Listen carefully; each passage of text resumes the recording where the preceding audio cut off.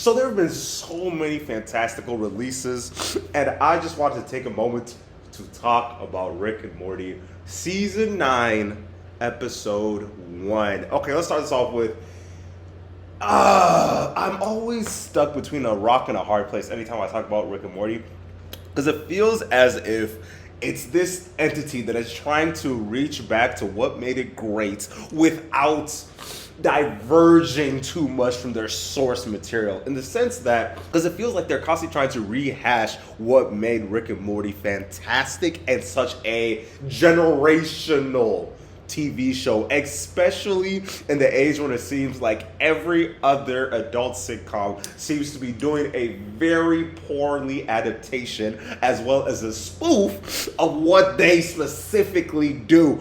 But I will say this: I'm excited for this new season because they are pulling out all the stops. Let's start us off with number one. This first episode was beautiful, and it kind of reminds me of how it's so depressing as an Invincible fan watching every single animation go and drop a banger while Invincible is still stuck on clip arts.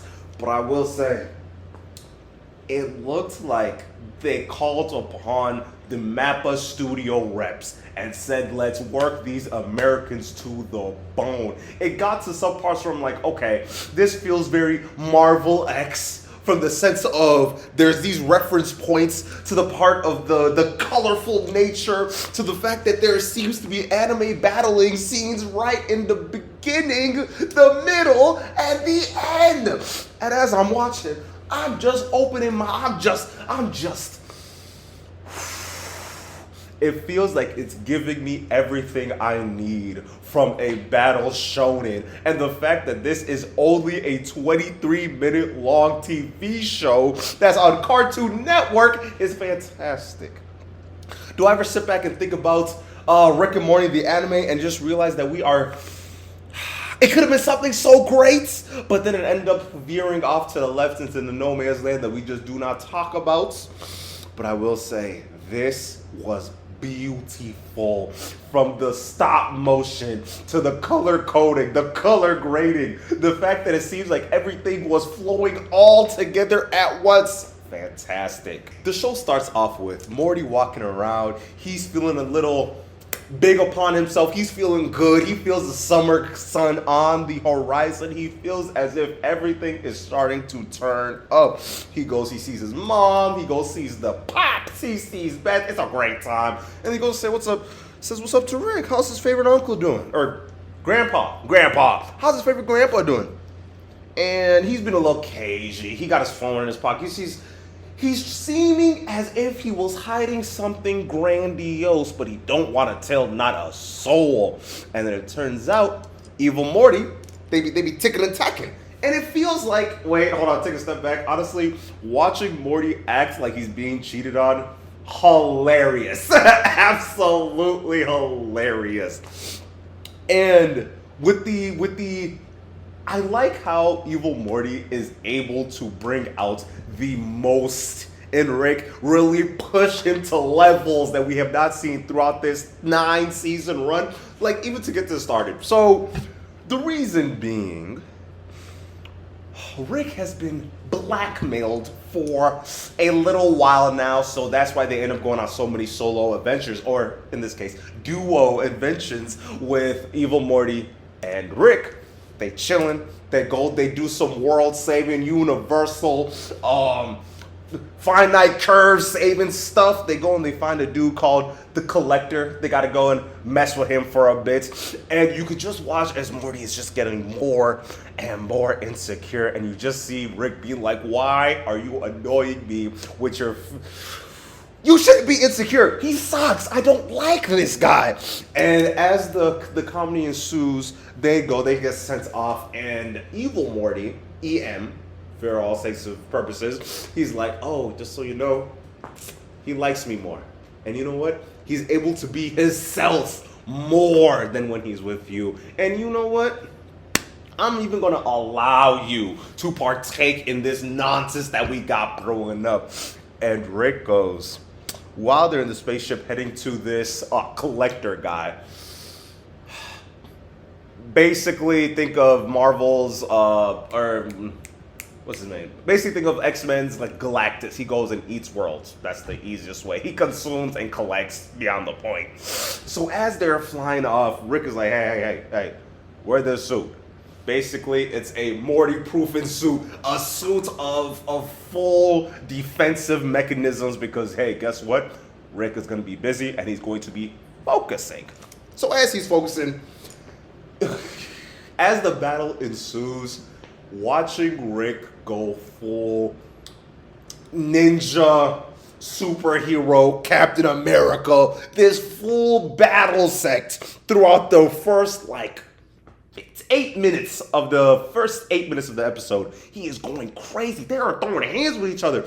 And honestly, watching watching regular Morty, he ends up getting kidnapped. Or not kidnapped, he ends up getting captured, and he gives up this terrible, and I mean terrible way with words, and so a whole bunch of wackiness ensues, and they battling. The collector guy goes and collects himself. If you want to figure out what happens, go watch the episode. It was kind of funny. I'm not gonna lie to you. But beyond that point, they peel off. They go to this diner, and Evil Morty is still just pestering regular Morty, and you could see that it's starting to mess with him. He don't feel the best. And honestly, as I'm watching, I would have been upset too, because it feels like pulling on all the strings to try and piss you off. But hey, Rick goes and he leaves the situation because he needs to use the bathroom. Oh, guess what?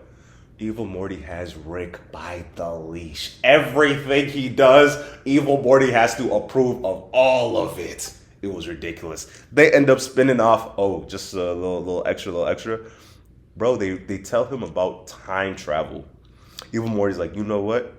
Yo, grandpa, he showed me things that he would never show you. Rick is having this monumental speech of the fact that he finally beat Evil Morty. He went and took the basic reality eraser, basically, you know, the thing where you drop the person in it and it destroys not just the person but the person all over all time and space and yada yada yada. He goes and puts it in himself. We finally get rid of it. It's beautiful. It's bliss. Rick gets back to the house and he's like, hey, we going to bunker world. He goes and creates a whole dimension. That's just the craziest, the most well-equipped, most dangerous entities are down there. You got the Bunker Gene. He's pulling up here with full AKs ready to battle. And he's like, hey, everybody, we need to lock in. We have bigger fishes to fry, and that fish is on its way. Everybody is scared. Everybody is shocked. And when Evil Morty finally pulls up, hands everywhere, magical hands. And there are some scenes where when Evil Morty was walking up, right, he starts teleporting. It feels like they put all their budget into these fight scenes, because what I tell you, they were crazy. They were absolutely insane. Oh, just for a little extra, there's, with the overarching theme of regular Morty feeling very small in comparison to Evil Morty, I find it interesting because of you watch as Evil Morty is getting deconstructed in the sense that he truly cares about what people think of him, and alongside that, he cares about what Rick specifically thinks of him. And honestly, I feel as if while Rick was waiting and biding his time, he always knew deep down, you are going to let your guard down in the most dangerous way possible, and I just got to wait my turn. And literally, the time is now.